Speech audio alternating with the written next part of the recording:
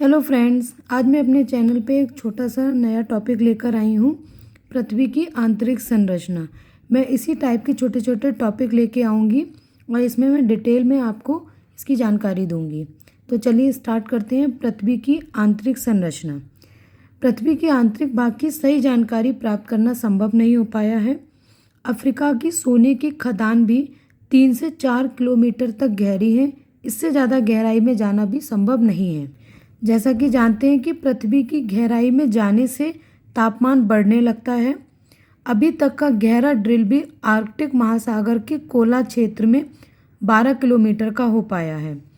ज्वालामुखी भी हमें केवल 60 किलोमीटर तक की गहराई की जानकारी देता है। तो इन पॉइंट से हमें ये पता चलता है कि पृथ्वी के आंतरिक भाग के बारे में हमें जानकारी प्राप्त करना थोड़ा मुश्किल है। वैज्ञानिकों के लिए थोड़ा मुश्किल था। भूवैज्ञानिकों ने बहुत से स्रोतों की मदद से पृथ्वी की आंतरिक संरचना का अनुमान लगाया, जैसे प्राकृतिक स्रोत जिसमें ज्वालामुखी का उद्गार आता है, भूकंप विज्ञान से। अब प्राकृतिक स्रोत में डेंसिटी, प्रेशर, टेम्परेचर, इन सब पॉइंट से ही वैज्ञानिकों ने पृथ्वी की आंतरिक संरचना की जानकारी प्राप्त की है।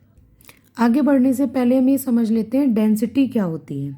डेंसिटी होती है एक निश्चित एरिया में, मतलब निश्चित वॉल्यूम में किसी मटेरियल का वजन जितना होगा वो इसकी डेंसिटी होगी।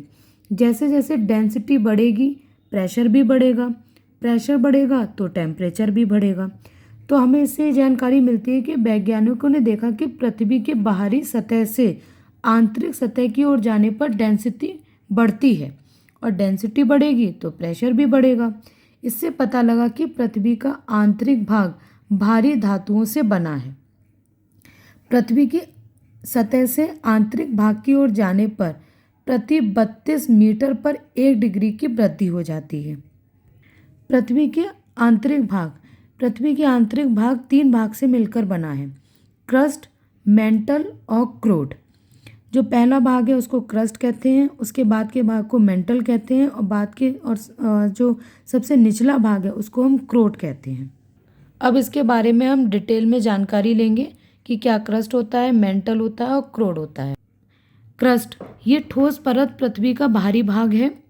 क्रस्ट की मोटाई महासागरों और महाद्वीपों में अलग अलग होती है।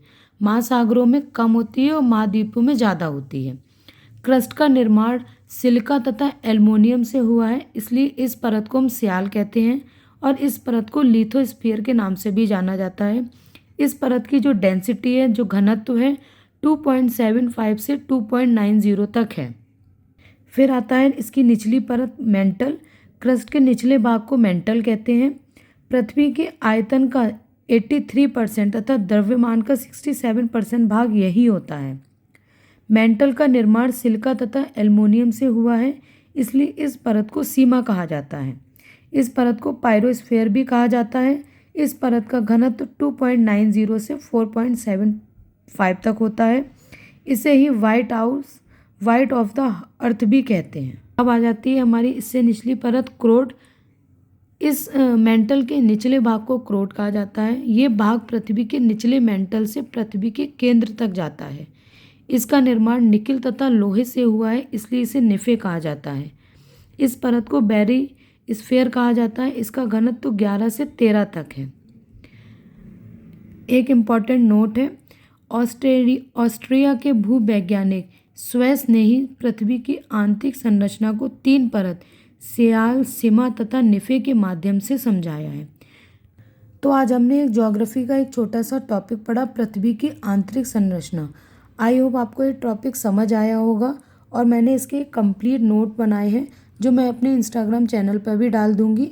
मेरा इंस्टाग्राम आईडी है Sanchi_study only और इसी टाइप के में मैं छोटे छोटे वीडियोस लेकर आऊँगी जिसमें मैं बहुत सारी चीज़ों को कवर करूँगी। आई होप ये वीडियो आपको पसंद आई हो। अगर पसंद आई हो तो मेरे चैनल को सब्सक्राइब करें।